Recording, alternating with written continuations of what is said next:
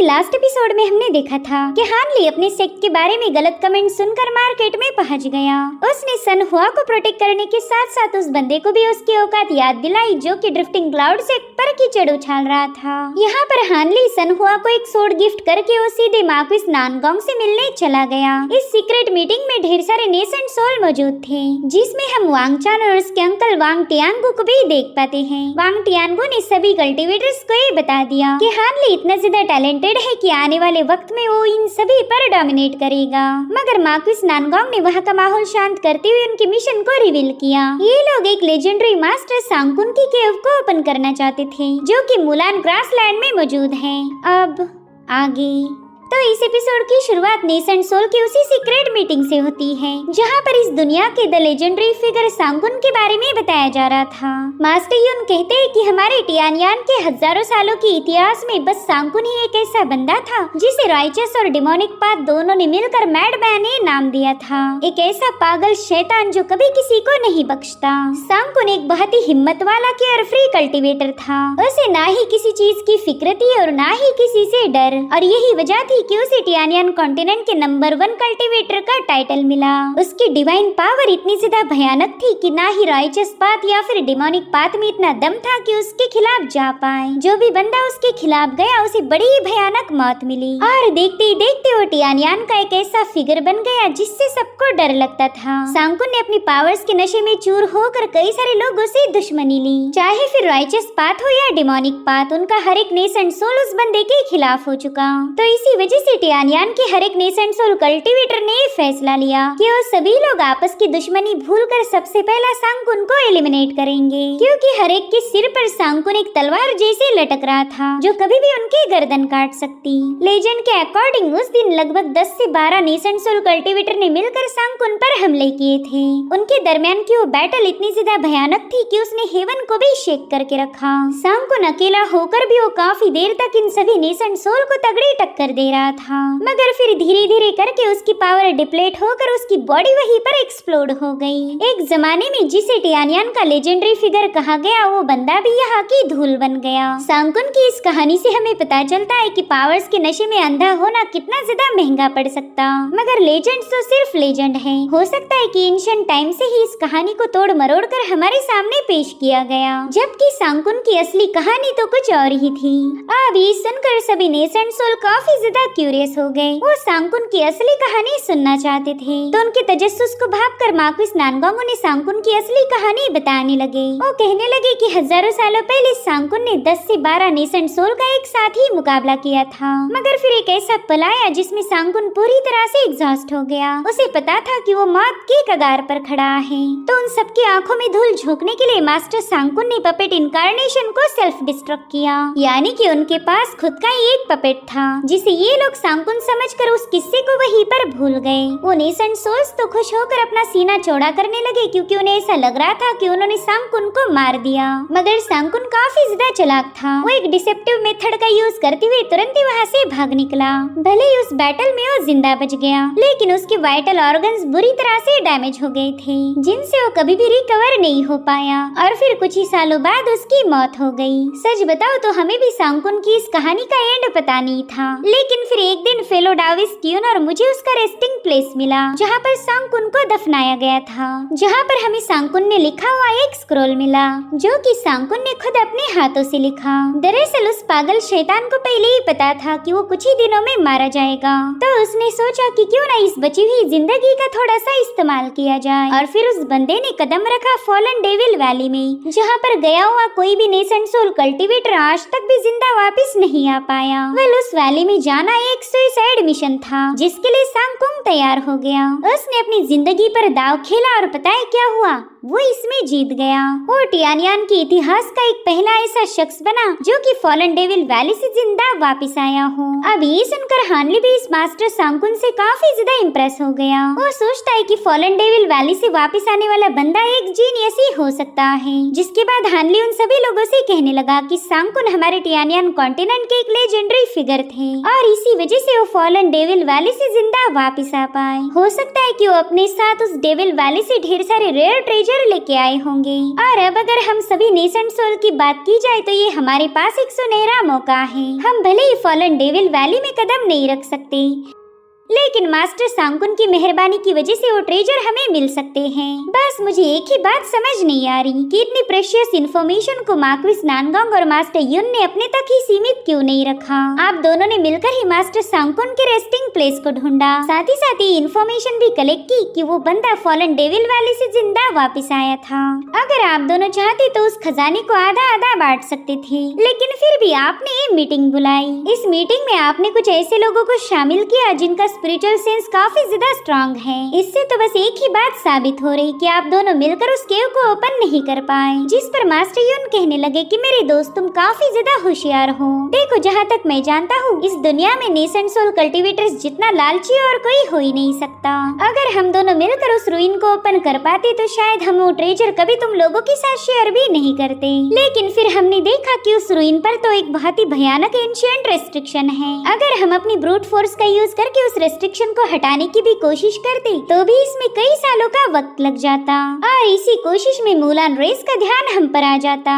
तो हम दोनों ने सोचा कि क्यों ना इस प्लान में और भी लोगों को शामिल किया जाए और इसी वजह से हमने आप 8 लोगों को यहाँ बुलाया, क्योंकि आप सभी लोग बहुत ही स्ट्रॉन्ग स्पिरिचुअल सेंसेस के मालिक हो। अगर हम सब लोग मिलकर काम करें तो उस बैरियर को बस एक ही दिन में ब्रेक किया जा सकता। सो यही हमारा मिशन था। अगर तुम में से अभी भी किसी को पीछे हटना है तो हट सकते हो, मगर इस पर किसी भी नेसेंट सोल ने कोई रिस्पांस नहीं किया, जो देखकर ही मास्टर युन खुश हो गया। वो कह रहे थे कि चलो ये बात जानकर खुशी हुई कि तुम सभी लोग काफी ज्यादा हिम्मत वाले हो। अब हम सभी को मिलकर एक हार्ड डीमन ओथ लेनी पड़ेगी। सभी लोग ये कसम खाओ कि ये मैटर तुम कभी भी किसी आउटसाइडर के सामने रिवील नहीं करोगे। तो 1 बाय 1 वो सभी लोग हार्ड डीमन की ओथ लेने लगे। अगर उन्होंने इस कसम को तोड़ा तो ऑन द स्पॉट मारे जाएंगे। यहाँ पर हानली सोच रहा था कि ये दोनों काफी ज्यादा शातिर हैं। इन्होंने जानबूझकर अपनी टीम में अर्ली स्टेज वाले नेसेंट सोल को ज्वाइन किया, क्योंकि ये दोनों भी हम सभी के मुकाबले काफी ज्यादा पावरफुल हैं। उस केव को ओपन करने के बाद जब हम लोग आपस में उस ट्रेजर को बांटेंगे तब ये लोग क्लियरली हम पर डोमिनेंस साबित कर सकते।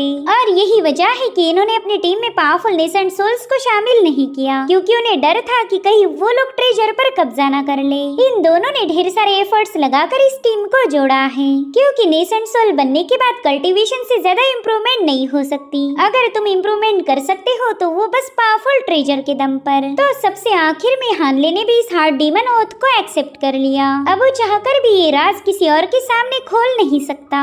अब हमें थोड़ी देर बाद की कहानी दिखाई गई। नेसेंट सोल की ये मीटिंग खत्म हो चुकी थी। यहाँ पर टियानगु वांगचान पर काफी ज्यादा भड़का हुआ था। वो उससे कहता है कि पता नहीं तुमने ऐसा क्या किया जो नेसेंट सोल तुम पर इतना ज्यादा गुस्सा है। यहाँ से घर वापस जाते ही हानली के साथ तुम्हारी जो भी दुश्मनी थी वो तुम मुझे डिटेल में बताओगे। उस बंदे को देखकर ही पता लग रहा था कि वो तुम्हारी खून का प्यासा है। जिस पर वांगचान कह रहा था कि मैंने कभी इमेजिन भी नहीं किया था कि मेरा एक छोटा सा गलत डिसीजन मेरे लिए इतना ज्यादा भारी पड़ेगा। मैंने अपने लिए एक पावरफुल दुश्मन को क्रिएट किया है। वो बंदा तब तक शांत नहीं बैठेगा जब तक मुझे जहन्नुम में ना पहुंचा दे। जिस पर टियान को उसे समझा रहा था कि तुम्हें उस हानली से इतनी भी ज्यादा डरने की कोई जरूरत नहीं। आफ्टर ऑल तुम्हारे पास ब्लड स्पिरिट आर्ट है।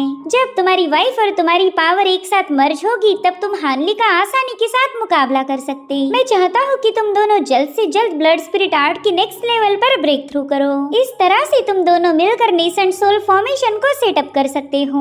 बस एक बार तुम दोनों की नेसेंट सोल अवेकन हो जाए, फिर देखना कैसे तुम उस हानली पर भारी पड़ोगे। जो सुनते साथ ही वांगचान काफी ज्यादा खुश हो गया, मगर टियांगो उससे कह रहा था कि ये मिशन काफी ज्यादा खतरनाक होगा। तो मैं चाहता हूँ कि तुम दोनों हमेशा मेरे साथ रहो, कि हम दोनों बिल्कुल आपके क्लोज रहेंगे, क्योंकि इस मिशन पर खुद की हिफाजत करना ही सबसे ज्यादा इम्पोर्टेंट है। वहीं पर टियांगो हानली के बारे में ही सोचने लगा। वो दिल ही दिल में कहता है कि हानली येलो मैपल वैली का एक मामूली सा कल्टीवेटर था। मेरे ख्याल से ओल्ड मॉन्स्टर लिंगू भी इसे जानता होगा। आफ्टर ऑल लिंगू येलो मैपल वैली का पुराना ग्रैंड एल्डर है। अगर हानली और लिंगू के दरमियान पुरानी दुश्मनी होगी तो मैं इसका फायदा उठा सकता हूँ। खैर फिलहाल के लिए हानली पर फोकस रखने की कोई जरूरत नहीं, उससे तो बाद में निपटा जाएगा। अब ये सीन यहीं पर कट होकर हमें अगले दिन की कहानी दिखाई गई, जहाँ पर एल्डर लियो हानली से मिलने पहुँच गए थे। वो कह रही थी मेरे छोटे भाई अभी तक ट्रेड कॉन्फ्रेंस पूरी तरह से खत्म नहीं हुई, लेकिन तुम तो ऑलरेडी यहाँ से जाने की फिराक में हो। यहाँ पर हानली समझ गया कि एल्डर लियो उसे लेकर काफी ज्यादा परेशान है, मगर हानली चाहकर भी उन्हें अपने मिशन के बारे में बता नहीं सकता, क्योंकि हार्ट डीमन ओथ की वजह से वो मजबूर है। तो एल्डर लियो को बताने लगा कि एक बहुत ही अर्जेंट काम आन पड़ा, इसलिए मुझे यहाँ से जाना पड़ रहा। इनफैक्ट मैं मुंह पिलिंग को भी अपने साथ नहीं ले जा पाऊंगा, तो मैं चाहता हूँ कि कुछ दिनों तक आप मुंह पिलिंग का ख्याल रखें, जिसके लिए एल्डर लियो भी तुरंत ही राजी हो गए। वो हानली से कह रहे थे कि मुंह पिलिंग की बिल्कुल फिक्र मत करो, मैं इसे अपने साथ ड्रिफ्टिंग क्लाउड सेक्ट में सेफली वापस ले जाऊंगा। मैं तो बस तुम्हें लेकर परेशान हूँ, तुम जल्दी से अपना एक काम पूरा करके वापिस आ जाना, तब तक मैं और बड़े भाई चिंग टियानकुन सेक्ट के सभी कामों को मैनेज कर लेंगे। तो हानली ने भी उनसे प्रॉमिस किया कि वो जल्दी ही वापिस आ जाएगा। साथ ही साथ मुंह पिलिंग से कहने लगा कि जब तक तुम सेक्ट में वापस नहीं जाती तुम्हें हमेशा बड़े भाई लियो के साथ रहना है। मैं तुम्हें अपने साथ इसलिए लाया था ताकि तुम्हारा नॉलेज बढ़े, तो इस ट्रिप को बिल्कुल भी जाया मत करना। साथ ही मैंने दिया हुआ जेड पेंडेंट हमेशा अपनी बॉडी के पास रखो, अगर कोई भी खतरा महसूस हुआ तो ये जेड पेंडेंट अपने आप एक्टिवेट होकर तुम्हें प्रोटेक्ट करेगा। इतना ही नहीं, इससे मुझे भी खबर मिल जाएगी, अगर मैं पास में रहा तो तुरंत ही तुम्हें बचाने के लिए पहुँच जाऊंगा। यहाँ पर मुंह पिलिंग तो उसकी हर एक बात पर हाँ में हाँ मिलाई जा रही थी, और वहीं पर हानली बस उसे देखने लगा, जिसके बाद हानली उन दोनों से अलविदा कहकर अपनी नेशन सोल की टीम के पास पहुंच चुका था। भले सभी लोग इस मिशन को लेकर काफी ज्यादा एक्साइटेड थे, क्योंकि ये मिशन उनके लिए जितना ज्यादा खतरनाक उतना ही ज्यादा फायदेमंद भी साबित हो सकता था। वहीं पर मार्क्विस अपनी टीम से कहने लगा कि मेरे दोस्तों अगर तुम तैयार हो तो क्यों ना रवाना हो जाए। जो सुनते साथ ही ये सभी लोग टियांडिंग सिटी से निकल पड़े। इन सब की रफ्तार इतनी ज्यादा तेज थी कि वो पूरा इलाका शेक होने लगा। इन सब ने मिलकर वहाँ पर मानो एक तूफान ही खड़ा कर दिया था। बस थोड़ी देर में इन लोगों ने हजारों मीलों का फासला तय कर लिया, जिसके चलते ये लोग मूलान ग्रासलैंड के इलाके में पहुँच जाते हैं। हानली ने नोटिस किया कि मूलान ग्रासलैंड तो पूरी तरह से बंजर है, तो मार्क्विस नानगोंग उसे बताने लगा कि 10,000 साल पहले ये जगह रिसोर्सेज से भरी हुई थी। यहाँ पर ढेर सारे स्पिरिचुअल हब पाए जाते, लेकिन फिर अचानक से कुछ मिस्टीरियस रीजंस की वजह से यहाँ का पानी सूखने लगा। पहले जहाँ पर नदियाँ और झरने बहा करते थे वहाँ पर रेगिस्तान ने अपना शिकंजा कसा, और देखते ही देखते ये जगह पूरी तरह से एक रेगिस्तान में तब्दील हो गई। ये तो बस अब नाम के लिए ग्रासलैंड है, बल्कि यहाँ का पूरा इलाका तो बंजर हो चुका। और उतने में मास्टर युन ने इन सभी को रुकने का इशारा कर दिया। वो कहने लगे कि यहाँ से आगे मुझे एक बहुत बड़ी गड़बड़ी नजर आ रही, इसलिए हानली भी अपने डिवाइन सेंसेस का यूज करते हुए उस इलाके को चेक करने लगा। उसने देखा कि वहाँ से 1 घंटे की दूरी पर बहुत ही खतरनाक रेत के तूफान उठ चुके हैं, और ये सैंडस्टॉर्म नेचुरल फिनोमेना से क्रिएट नहीं हुए थे, बल्कि ऐसा लग रहा था कि मानो इन्हें जानबूझकर किसी ने सेटअप किया हो। साथ ही साथ उन सैंडस्टॉर्म में हानली को बहुत ही खतरनाक इवल एनर्जी महसूस होने लगी, जिसे देखते ही हानली तुरंत ही समझ गया कि ये तो मुलान रेस की विंड स्पिरिट आर्ट है। वहीं पर मार्क्विस अपनी टीम को बताने लगे कि मैंने मुलान रेस के स्पेल वॉरियर्स का पहले भी मुकाबला किया था, और उस बैटल के दरमियान उन लोगों ने सेम इसी टेक्निक का यूज करके मुझ पर हमला किया था। इसे red dust of 10,000 mile spirit art कहा जाता है। ऐसी रेत का यूज करके वो लोग हमारे स्पिरिचुअल सेंसेस को ब्लॉक कर सकते, और अगर बात हमारी की जाए तो हमारा सबसे पावरफुल वेपन हमारे स्पिरिचुअल सेंसेस ही थे, मगर इन लोगों ने उसे ही ब्लॉक कर दिया। और तो और इतना बड़ा रेत का फॉर्मेशन बनाना एक बंदे का काम हो ही नहीं सकता। जो सुनते साथ ही बाकी के सभी नेसेंट सोल भी परेशान हो गए। वो कहते हैं कि हो सकता है कि मुलान रेस ने हमें एक्सपोज कर दिया, जिस पर मार्क्विस बताने लगे कि अभी तक पूरी की पूरी मुलान रेस को हमारे आने की खबर नहीं मिली। ये तो बस उनके आर्मी का एक छोटा सा सेक्शन है, और ये लोग हमारी वजह से आगे नहीं बढ़ रहे, बल्कि इनका प्लान तो कुछ और ही है। मेरे ख्याल से ये टियानयान के साथ जंग का ऐलान करेंगे। बस कुछ ही दिनों के अंदर ये मुलान रेस हमारे टियानयान के साथ जंग छेड़ चुकी होगी। मैंने तो कभी इमेजिन भी नहीं किया था कि ये लोग टियानयान के साथ जंग की तैयारी कर रहे हैं। अब यहाँ पर मास्टर युन अपने साथियों से कहने लगे कि हमारे पास 2 ऑप्शन है, हम यहाँ से वापस जाकर किसी और अपॉर्चुनिटी का इंतजार कर सकते हैं, लेकिन वो मौका हमें कब मिलेगा इसके बारे में कोई भी बता नहीं सकता। हो सकता है कि इसी दरमियान हमारा किसी पावरफुल कल्टीवेटर के साथ मुकाबला होकर हम लोग मारे जाएं। और अब इसे छोड़कर हमारे पास एक और ऑप्शन है, इस रिस्क को उठाकर आगे बढ़ा जाए। जिस पर टियांगो कहने लगा कि मेरे ख्याल से हमने इस मिशन को जारी रखना चाहिए। हमारे सामने मुलान रेस का एक नहीं बल्कि कई सारे ट्रुप हो सकते हैं, इसलिए सबसे पहला तो हम खुद को कंसील करेंगे और उसके बाद आगे बढ़ने का मौका ढूंढेंगे। लेंगे। अगर हम मुलान रेस के नेसेंट सोल वाले स्पेल वॉरियर से जैसे तैसे बच गए फिर तो ये मिशन आसान हो जाएगा। हमें तो सिर्फ उन स्पेल वॉरियर्स को चकमा देना है। तो टियानगू की ये आइडिया सभी लोगों को पसंद आई, तो इन सब ने मिलकर आगे बढ़ने का फैसला लिया। मगर इन सब ने मिलकर अपने अपने क्लैन को आगाह किया कि मुलान रेस जल्दी टियानयान पर हमला करेगी, इसीलिए अपनी आर्मी को तैयार रखो, जल्दी टियानयान एक बैटल ग्राउंड में बदलने वाला है। हानली अपने मैसेज में बता रहा था कि मेरे इस पैगाम को बिल्कुल भी हल्के में मत लेना। मैं चाहता हूँ कि तुम सभी लोग जंग के लिए फटाफट से तैयार हो जाओ। जिसके बाद ये सभी लोग अपने ट्रांसमिशन टैलिस्मान को रिलीज कर देते हैं। मार्क्विस कह रहे थे कि अगर इसमें से एक भी टैलिस्मान सही जगह पर पहुंचा तो भी हमारा टियानयान जंग के लिए तैयार हो जाएगा। जिसके बाद ये लोग तुरंत ही मुलान रेस की तरफ आगे बढ़ने लगे। और अब हमें 1 घंटे बाद की कहानी दिखाई जाती है। ये सभी लोग उस सैंडस्टॉर्म वाले इलाके में पहुँच गए थे। यहाँ पर मार्क्विस बता रहे थे कि जरूर से ढेर सारे स्पेल वॉरियर्स ने मिलकर इस फॉर्मेशन को बना के रखा। वो लोग तादाद में कितने हैं इसका हम अंदाजा भी नहीं लगा सकते, क्योंकि हमारा स्पिरिचुअल सेंस ज्यादा दूर तक नहीं देख पा रहा। यहाँ पर मार्क्विस ने सभी को सुझाव दिया कि हम सब ने एक साथ ही रहना पड़ेगा। अगर कोई सेपरेट हुआ तो उसकी जान को खतरा हो जाएगा। यहाँ पर हानली देखता है कि वांगचान तो अपने अंकल का पीछा छोड़ने के लिए ही तैयार नहीं, क्योंकि वो जानता था कि अकेला रहेगा तो हानली के हाथों मारा जाएगा। साथ ही साथ हानली ने नोटिस किया कि यहाँ पर काफी सारे टूटे फूटे घर हैं, मगर आगे बढ़ने के बाद भी वही सेम घरों से बार बार नजर आ रहे थे। इसलिए हानली पीछे रुककर उस जगह को पूरी तरह से ऑब्जर्व करने लगा। इधर बाकी की सभी नेसेंट सोल भी उसके लिए रुक गए थे। उन्होंने देखा कि हानली पीछे पड़ गया था तो तुरंत ही उनमें से एक नेसेंट सोल उससे पूछने लगी कि तुम पीछे क्या कर रहे थे, हम सब ने एक साथ रहना पड़ेगा। तो हानली उन लोगों से पूछने लगा कि क्या आप में से किसी ने भी कुछ नोटिस नहीं किया, मगर उनके पास तो इसका कोई जवाब नहीं था। तो हानली उन्हें बताने लगा कि हम काफी देर से इसी सैंडस्टॉर्म से ट्रैवल कर रहे हैं, लेकिन अभी तक हमारा एक भी स्पेल वॉरियर से मुकाबला नहीं हुआ। साथ ही साथ हमारे आसपास की सीनरी जरा भी नहीं बदली, वही टूटे फूटे घर मुझे बार बार नजर आ रहे। मेरे ख्याल से आपको इसका मतलब तो समझ आ चुका होगा। तो लोग तुरंत ही काफी ज्यादा पैनिक हो गए। वो कह रहे थे कि जरूर से हमें किसी ने ट्रैप किया है। तो मार्क्विस कहने लगे कि हमें जल्दी से इस ट्रैप से बाहर निकलना पड़ेगा। मगर तभी हानली उनसे कहने लगा कि ये मामला इतना सिंपल नहीं है। वेल, उन लोगों ने सिर्फ हमें ट्रैप किया है, लेकिन अभी तक हम पर कोई अटैक नहीं किया। इसका बस एक ही मतलब हो सकता कि उनके पास ज्यादा वॉरियर मौजूद नहीं। मेरे ख्याल से वो बस बैकअप का इंतजार कर रहे हैं। उनके साथियों की यहाँ आते ही वो लोग हमारी धज्जियां उड़ाने में जरा भी वक्त जाया नहीं करेंगे। अब हानली अपने डिवाइन सेंसेस का यूज करते हुए इस फॉर्मेशन को चेक करने लगा और ये फॉर्मेशन काफी ज्यादा पेचीदा था, लेकिन इसमें हानली को 7 एग्जिट नजर आए। यही वो 7 पॉइंट्स है जिनका यूज करके ये लोग फॉर्मेशन से आजाद हो सकते थे। तो अब इस फॉर्मेशन को ब्रेक करने के लिए मार्क्विस नानगोंग ने स्टार फिक्सिंग कॉम्पास को समन कर लिया। वो तुरंत ही अपनी डिवाइन पावर का यूज करते हुए उस आर्टिफैक्ट को एक्टिवेट करने लगे। देखते ही देखते वहाँ पर उनके सामने कुछ सितारे अपीयर होने लगे, जिन्होंने बड़ी तेजी के साथ इन सब के सामने वो एग्जिट पॉइंट ओपन कर लिए थे। तो अभी सभी लोग वहाँ से रवाना होने लगे। यहाँ पर हानली की नजर थी टियांगू पर। हानली यहाँ पर उस बंदे से काफी ज्यादा चौकन्ना था, क्योंकि ये कभी भी उस पर अटैक कर सकता है। वेल, यहाँ पर ये सभी नेसेंट सोल मार्क्विस को फॉलो करते हुए वहाँ से जा चुके थे, लेकिन हानली अपनी दिल के सुन के अलग डायरेक्शन में रवाना हो गया। और अब उसके वहाँ से जाते ही मुलान रेस के 3 स्पेल वॉरियर सामने आ जाते हैं। वो कहते हैं कि इस ग्रुप में नेसेंट सोल की मिडिल स्टेज वाले 2 कल्टीवेटर्स हैं, मगर फिर भी वो हमारे सुमेरु इंसेक्ट के प्रेजेंस को महसूस नहीं कर पाए। मगर फिर भी वो हरे कपड़ों वाला कल्टीवेटर इसे पहचान गया, जबकि वो तो नेसेंट सोल के अर्ली स्टेज पर है।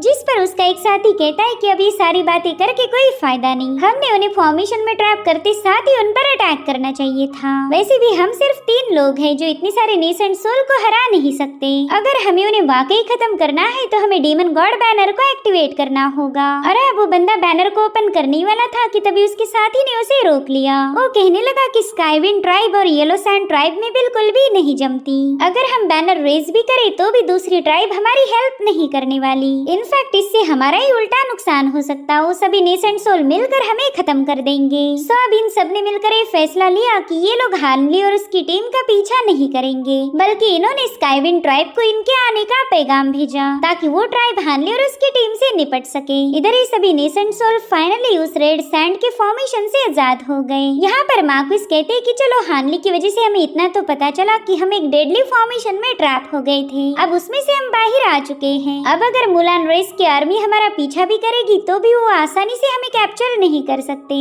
मगर फिर भी हमें काफी ज्यादा केयरफुल रहना पड़ेगा क्योंकि इन स्पेल वॉरियर्स का कोई भरोसा नहीं, क्या पता ये लोग कब हम पर अटैक कर दे। और उतने में मास्टर युन ने अपने डिवाइन सेंसेस को एक्टिवेट कर दिया। वहाँ से थोड़ी दूरी पर इन्हें एक विंड चैरियट नजर आई। उस विंड चैरियट को देखकर तो ये सभी लोग काफी ज्यादा शॉक हो चुके थे। वेल, इन्होंने इमेजिन भी नहीं किया था कि मुलान रेस इतनी जल्दी उनके पास पहुँच जाएगी। साथ ही साथ इन लोगों को पता चला कि उस फ्लाइंग कैरेज पर टोटल 5 नेसेंट सोल्स हैं और वो इतने ज्यादा पावरफुल थे कि इन सभी को आसानी से निपटा दे। यहाँ पर हानली ने अपने रेड रॉक को पहन लिया था। वेल, इसका यूज करके हानली काफी तेजी के साथ भाग सकता है। वहीं पर मार्क्विस अपने साथियों को बता रहे थे कि हम इन लोगों के साथ कोई बैटल नहीं करना चाहते और वो इन सभी को एक एक जेड स्लिप देकर तुरंत ही वहाँ से भाग निकला। वो इन सबको बता रहा था कि मैंने इस जेड स्लिप पर लोकेशन मार्क किया है, 3 दिनों के बाद हम सभी की वहीं पर मुलाकात होगी और मैं चाहता हूँ कि तब तक तुम लोग जैसे तैसे खुद को जिंदा रखोगे। वेल, यहाँ पर 1 सेकंड के अंदर ही सभी नेसेंट सोल अलग अलग दिशा में फैल गए।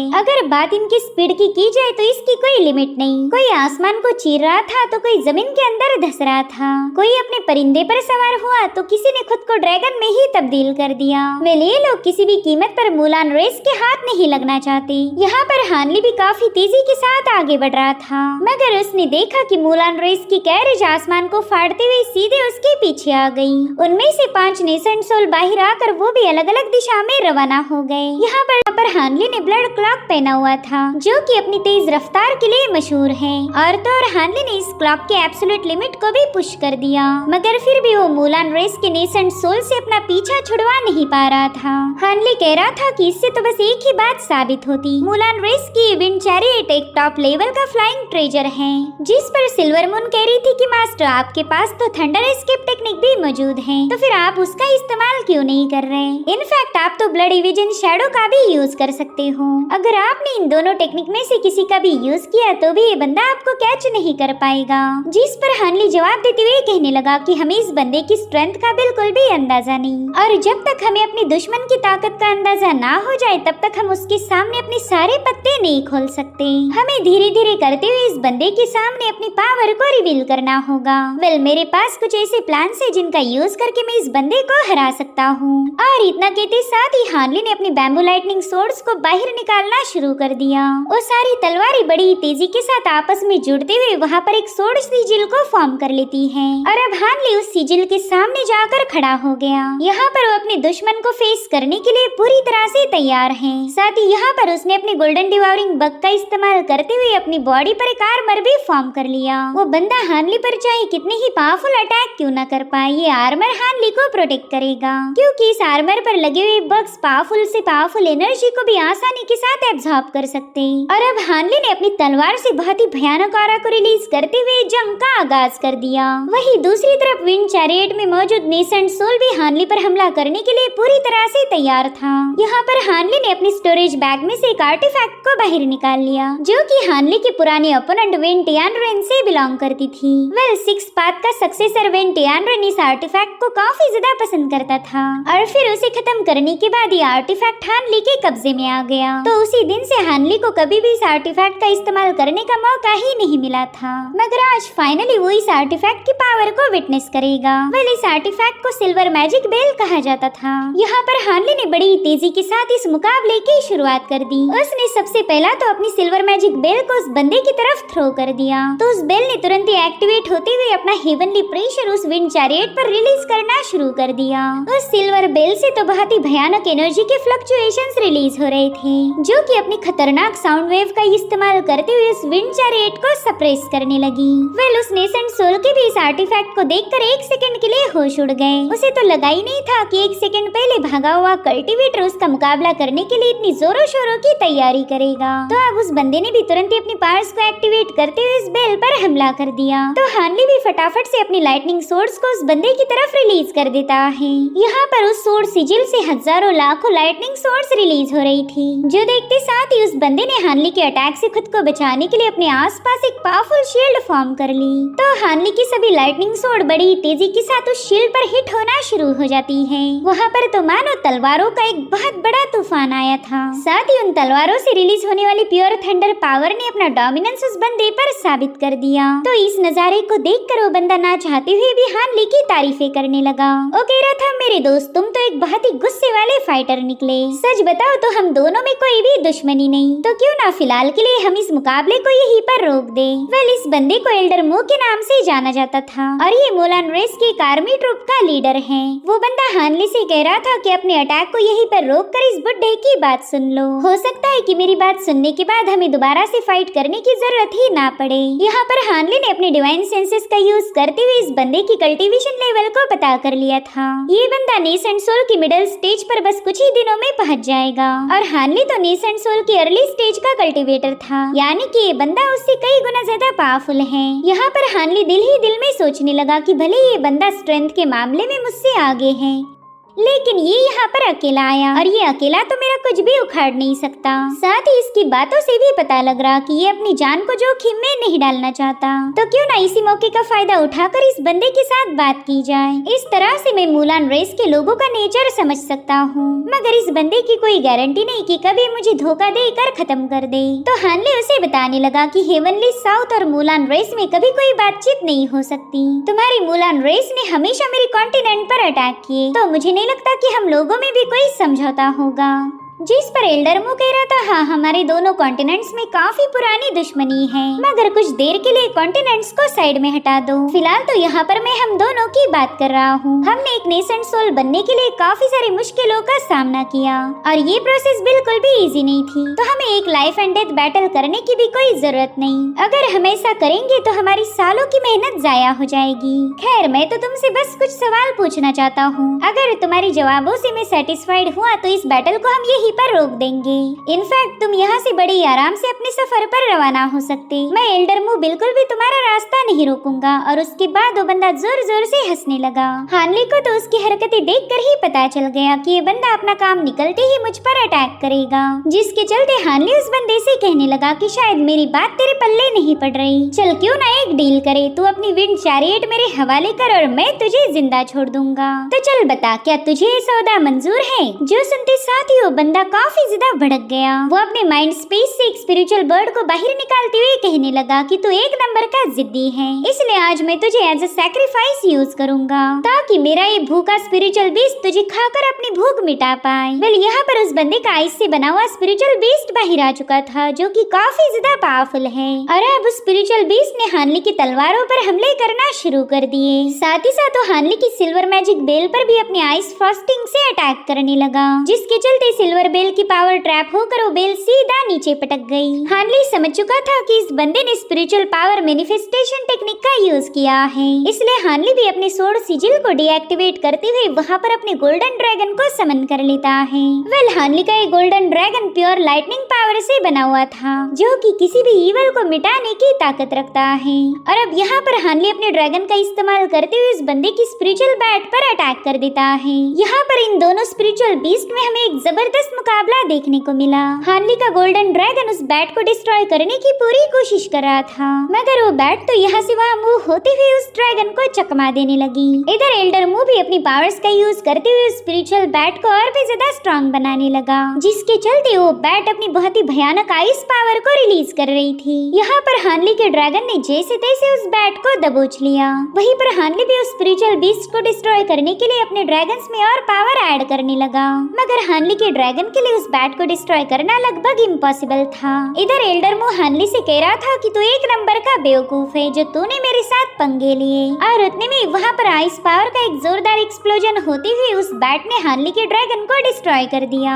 इस एक्सप्लोजन की वजह से हानली भी काफी पीछे पुश हो गया। वो समझ गया था कि ये मुकाबला उसके हाथ से फिसलता जा रहा। और अब यहाँ पर एल्डर मू ने मिस्टिक आइस कोल्ड क्रिस्टल को एक्टिवेट कर दिया। वेल, ये मूलान रेस की सबसे स्पेशल स्पिरिट टेक्निक मानी जाती होती है, जिसके अंदर हानले पूरी तरह से ट्रैप हो गया। वहीं पर एल्डर मू भी अपनी इस जीत को देखकर काफी ज्यादा खुश था। वो हानली से कहने लगा कि तू मेरे इसी आइस क्रिस्टल में तड़प तड़प के मारा जाएगा। चल ये तो अच्छा हुआ कि तेरी पावरफुल बॉडी हमारे मूलान ग्रासलैंड के लिए एक नरिशमेंट का काम करेगी। हो सकता है कि तेरी वजह से इस बंजर जमीन पर हरियाली आ जाए। यहाँ पर हानली ने अपने आसपास एक पावरफुल शील्ड को फॉर्म कर लिया था। यहाँ पर हानली भी मूलान रेस की स्पिरिट आर्ट को देखकर काफी ज्यादा इम्प्रेस था। हानली उस ट्रैप से बाहर निकलने की जितनी भी कोशिश करेगा वहाँ मौजूद आइस स्पाइक और भी ज्यादा बढ़ जाएंगे। तो एल्डर मू से बताने लगा कि तेरी स्ट्रगल का कोई फायदा नहीं होने वाला, क्योंकि मेरे ये ice spike mistake crystal cold ची से बने हुए हैं, जिसे कल्टीवेट करने के लिए मैंने अपनी जिंदगी के कई सौ साल लगा दिए। भले ही थोड़ी देर के लिए तो इसकी पावर को झेल पाएगा, मगर जैसे ही तेरी स्पिरिचुअल एनर्जी कम हो जाए ये आइस लैंसेस तेरी बोन का भी चूरा बना देगी।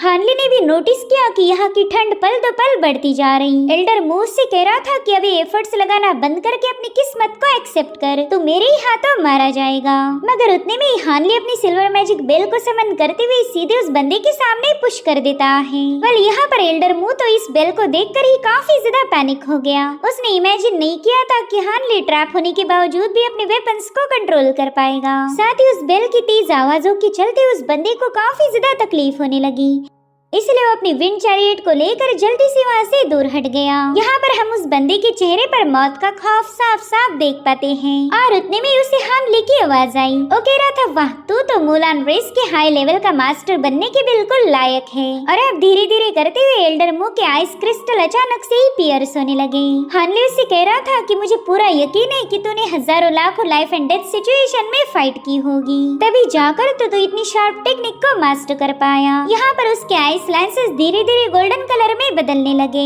और अब वहाँ पर उन आइस क्रिस्टल का एक जोरदार एक्सप्लोजन होकर हानली उसमें से बाहर आ गया। दरअसल यहाँ पर उसने अपने विंड एंड थंडर विंग्स का इस्तेमाल किया था। उसका एक गजब का फॉर्म देखकर ही एल्डर मू का मुंह खुला के खुला रह गया। हानली यहाँ पर कूल अंदाज में उसे बताने लगा कि मैं मूलान रेस में किसी की इज्जत नहीं करता, लेकिन मुबारक हो तुमने मेरी रिस्पेक्ट को अर्न किया। यहाँ पर एल्डर मू कह रहा था कि मैंने अपनी स्पिरिट आर्ट को परफेक्शन लेवल पर पहुँचाने के लिए कई सौ साल इंतजार किया। न जाने कितनी ही सारी कोशिशें करने के बाद ये टेक्निक इस लेवल पर पहुंच पाई थी, लेकिन तुमने तो बड़ी आसानी के साथ उसे ब्रेक कर दिया। मैं जानता हूँ कि इन विंग्स के बजाय तुम इसे ब्रेक नहीं कर सकते थे। तो बताओ मेरे दोस्त इस ट्रेजर का क्या नाम है? अगर तुम अपने इन स्पेशल विंग्स का नाम मुझे बता दो तो शायद मेरे नॉलेज में भी इजाफा हो जाए। जिस पर हानली कह रहा था कि यकीनन तुम मुझे बेवकूफ समझ रहा, भला मैं तुझे अपने आर्टिफैक्ट का नाम क्यों बताऊंगा। खैर अगर तुझे इसका नाम जानने की इतनी ज्यादा चुल मच रही है तो जल्दी से अपनी ice crystal spirit art technique की मैनुअल मेरे हवाले कर दे।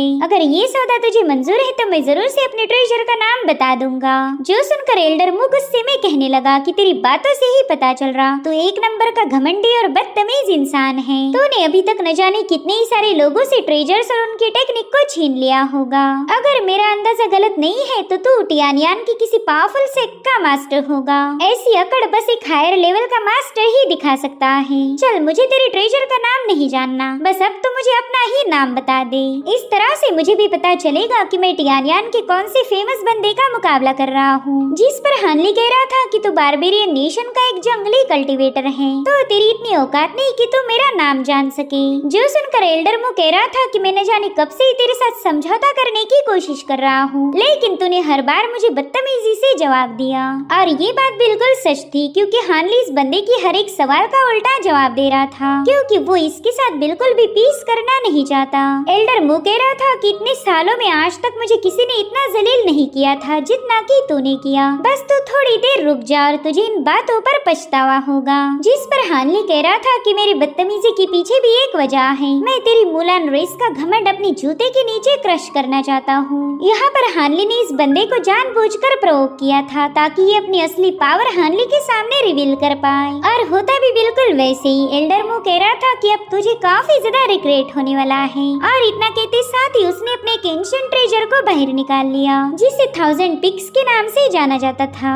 सिल्वर मून तो इस माउंटेन को इमर्ज होता हुआ देखकर काफी ज्यादा पैनिक हो गई। वो कह रही थी, मास्टर इस ट्रेजर को बिल्कुल भी हल्के में मत लीजिए, ये आपकी सारी पावर को ड्रेन कर सकता है। जिस पर हानली कहने लगा, हाँ मैं तो इस ट्रेजर को देखकर ही समझ गया, मेरे ख्याल से यही इस बंदे का आखिरी दाव होगा। और अब उन बड़े बड़े माउंटेन्स के पिक ने हानली को घेरना शुरू कर दिया। तो अब इस माउंटेन को पियर्स करने के लिए हानली ने भी अपनी लाइटनिंग सोर्ड को आपस में मर्ज करते हुए एक जायंट सोर्ड में बदल दिया, जो कि दिखने में बहुत ही ज्यादा भयानक थी। मगर जैसे उस सोर्ड ने माउंटेन पर अटैक किया, वो तुरंत ही टूटकर बिखर गई, जो देखते साथ ही हानली समझ गया था कि ये ट्रेजर काफी ज्यादा भयानक है। वो सिल्वर मून को बताने लगा कि मुझे कुछ भी करके इन माउंटेन्स के कांटेक्ट में नहीं आना। अगर ये गलती से भी मुझ पर हिट हो गए तो ये मेरे आर्मर और शील्ड को पियर्स कर देंगे। तो हानली ने बड़ी ही तेजी के साथ यहाँ से वहाँ भागना शुरू कर दिया, मगर उसे तो ऐसा लग रहा था कि मानो हर एक जगह ने माउंटेन ने उसे घेर लिया है। वहीं पर एल्डर मुंह से बता रहा था कि तुम्हारी स्ट्रगल का कोई फायदा नहीं होने वाला, तुम मेरे 1000 लेयर माउंटेन पिक को हरा नहीं सकते।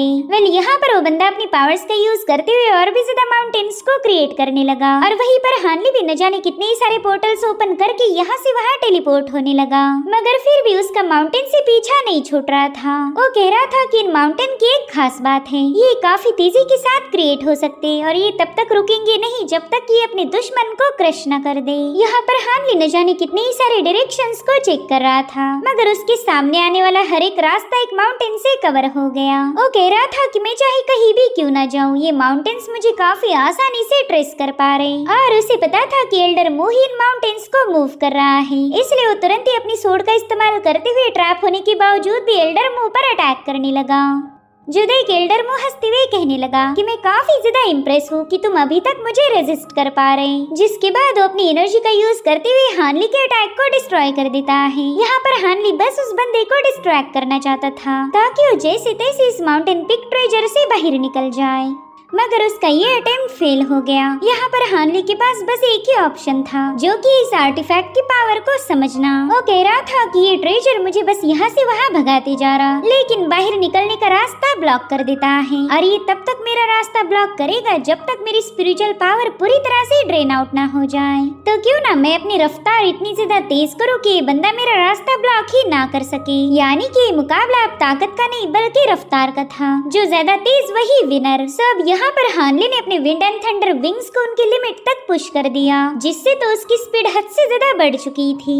इधर एल्डर मुंह पूरी कोशिश कर रहा था कि वो जैसे तैसे उसका रास्ता रोक ले, मगर हानली उसकी स्पीड को बीट करते हुए सीधे जाकर उसके सामने खड़ा हो गया। यहाँ पर उसकी लाइटनिंग सोर्ड भी उस बंदे पर पॉइंटेड थी। हानली उससे कहने लगा कि तुम्हारी इस एंशिएंट ट्रेजर ने तो तुम्हारी ढेर सारी स्पिरिचुअल पावर कंज्यूम कर ली। ओहो, तुम्हारी चाल तो तुम पर ही उल्टी पड़ गई। और हाँ, ये ट्रेजर तुम्हें इसलिए दिया गया था ताकि जंग के दरमियान तुम इसका यूज कर पाओ। क्यों, सही पहचाना ना? लेकिन तुमने तो जंग की बजाय एक मामूली बंदे पर ही इसका इस्तेमाल किया। तो बताइए सर, क्या आपको डर नहीं लग रहा कि आपका लीडर आप पर गुस्सा करेगा? अगर मैं लीडर होता तो जरूर से तुम्हें मौत की सजा सुनाता। जिस पर एल्डर मुंह कहने लगा कि मैंने आज तक टियानियान के न जाने कितने ही सारे कल्टीवेटर्स का सर्वनाश किया, मगर तुम उन सब से काफी ज्यादा अलग हो और साथ ही साथ होशियार भी।